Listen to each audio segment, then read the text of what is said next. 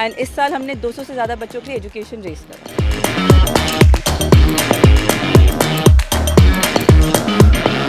मैं तो फैशन का बहुत समर्थक हूँ और मैं खुद फैशनेबल पर्सन हूँ।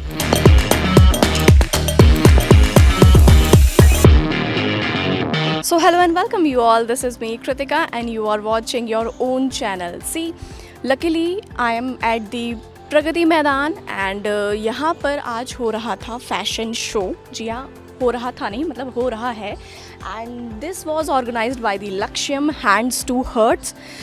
Basically they have completed their 12 years and on that basis they were organizing a social cause like the fashion for a cause. See market में क्या ट्रेंड चल रहा है, इसको फैशन में क्या चीज़ें चल रही हैं, अगर you all guys have follow this तो यू नो कि इसको फैशन डिज़ाइनर जो है वो फेमस फैशन डिज़ाइनर से ज़्यादा कोई नहीं बता सकता। ठीक है, कुछ फेमस डिज़ाइनर्स ऐसे होते हैं जिन्होंने कोई सा भी मास्टरपीस क्रिएट किया या उन्होंने कुछ भी बनाया वो एकदम से ही ट्रेंड में आ जाता है। सो this was the Fashion for a Cause annual fundraising event, Kindness is Fashionable, and which is organized by the Laksham NGO, and the main guest, right? Main guests are the Rohit Bahal, Varun Bahal and the Shantanu and Nikhil. So अब हम अंदर चलते हैं, अंदर जाके देखते हैं कि because this was my first experience for the fashion वाला, मैंने इससे पहले कभी भी फैशन शो नहीं देखा है। तो अंदर चलते हैं, देखते हैं कि क्या कुछ ट्रेंड में चल रहा है, क्या क्या मॉडल्स जो हैं वो वियर करके आ रही हैं, और कोशिश करेंगे कि ये फैशन डिज़ाइनर्स जो हैं इनसे भी बात करें और पूछें कि इनका कॉन्सेप्ट क्या था इस पूरे फैशन शो को ऑर्गेनाइज करवाने के पीछे, और जो उन्होंने एक मास्टरपीस जो एक क्रिएट किया है आर्ट, उसके पीछे उनका क्या कॉन्सेप्ट था। तो वीडियो को एंड तक ज़रूर देखना।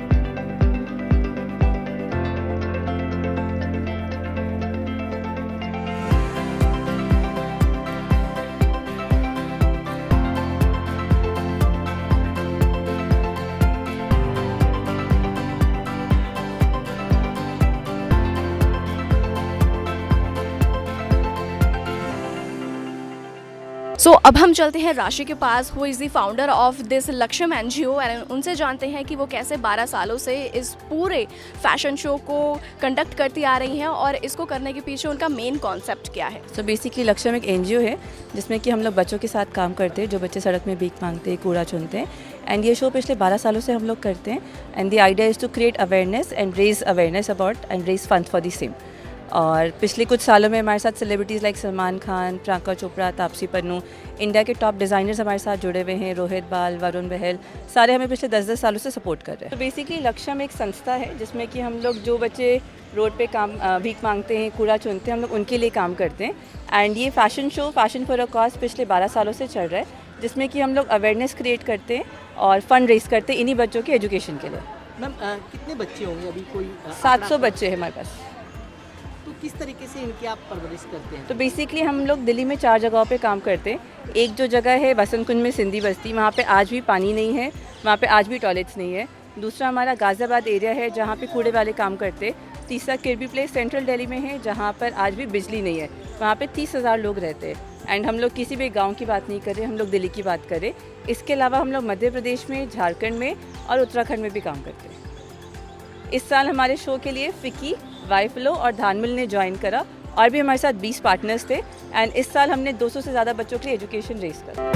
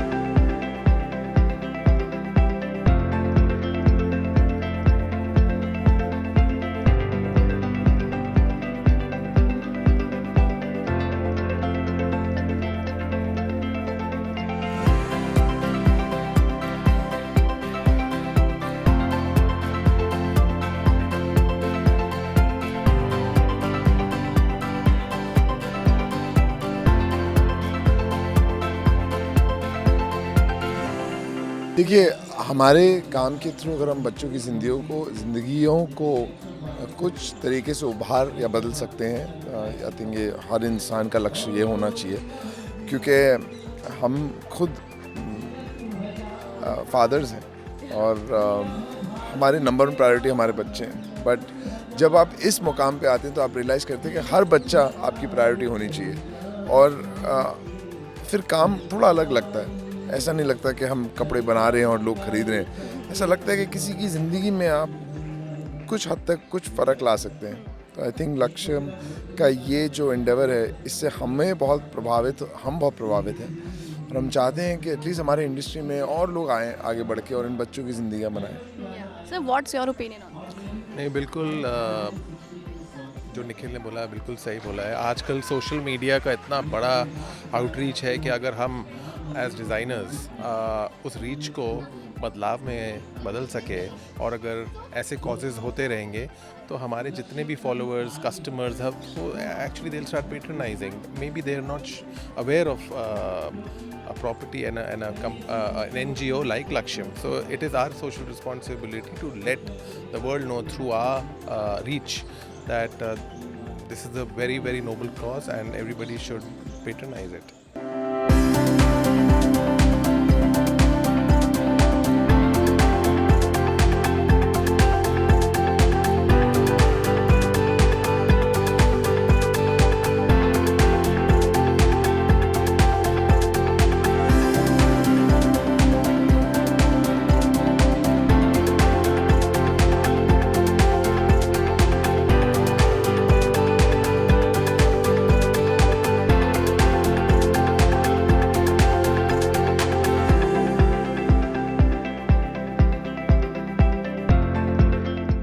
सर, तो हमने हमेशा आपको देखा है, आप बिल्कुल ही एथनिक लिबास में रहते हैं और आज आपने ये गेटअप किया है, तो उसके पीछे का एक क्या? ये तो देखो, अब हम लोग मैं एक मेंबर ऑफ पार्लियामेंट भी हूँ और नरेंद्र मोदी जी का एक साथी हूँ और मुझे लगता है कि जो भी देश के लिए सोचता होगा वो नरेंद्र मोदी जी को बहुत प्यार करता है, क्योंकि नरेंद्र भाई ने यूथ के लिए, फार्मर्स के लिए, वुमेन्स के लिए, बिलो पॉवर्टी लाइन लोगों के लिए, सबके लिए ऐसी ऐसी व्यवस्था कर दी है कि अगर किसी को 500 रुपया भी भेजना हो सब्सिडी ना, तो उसके अकाउंट में जाता है। 52 करोड़ लोग इस देश के लोग बैंक से जुड़े ही नहीं थे, उनको बैंक से जोड़ दिया और बैंक से जोड़ के उनको 1 लाख का बीमा दे दिया। तो अब हम पुनः चुनाव में जा रहे हैं, तो जो देश सोच रहा है, हम लोग थोड़ा सा टी शर्ट पे लिख लिए, ये भी एक जन जागरण है। लोगों को याद दिला रहा हूँ कि देखो चुनाव आ रहा है, सो बी रेडी फॉर इलेक्शन। जी, तो आप यहाँ पे फैशन कॉज में आए हैं। आजकल फैशन में इतना कुछ चल रहा है, आप उसके लिए क्या सोचते हैं जो आजकल यूथ पहनती है? और नहीं, मैं तो फैशन का बहुत समर्थक हूँ और मैं खुद फैशनेबल पर्सन हूँ। मैं चाहता हूँ कि ये एक रोज़गार है, उद्योग है और मेरा फैशन का जो थॉट है वो ये नहीं है कि हम वेस्टर्नाइजेशन का ही फॉलो करें। हमारे जो गाँव में अभी मैं बहुत खुश हूँ कि जो गांव की जो ट्राइबल्स लोग पहनते थे, आज वो शहरों का फैशन बन रहा है और वो क्या सुंदर लगते हैं लोग। अभी जो साड़ियों पे काम हुआ रहता है वो हो, या फिर देश के डिफरेंट रीजन के जो ड्रेसेस हैं वो भी डिफरेंट रीजन के लोग पहने, it's also a good fashion.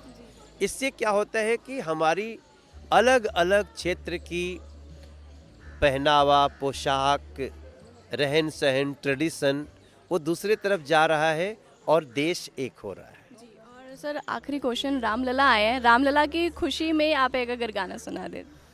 नहीं, रामलला की खुशी में तो हम लोग बहुत कुछ गा रहे हैं और हमने गीत गाया है आजकल कि पहले कहते थे खुद से अब दुनिया से कहेंगे, राम के थे राम के हैं, हम राम के रहेंगे। जय श्री राम।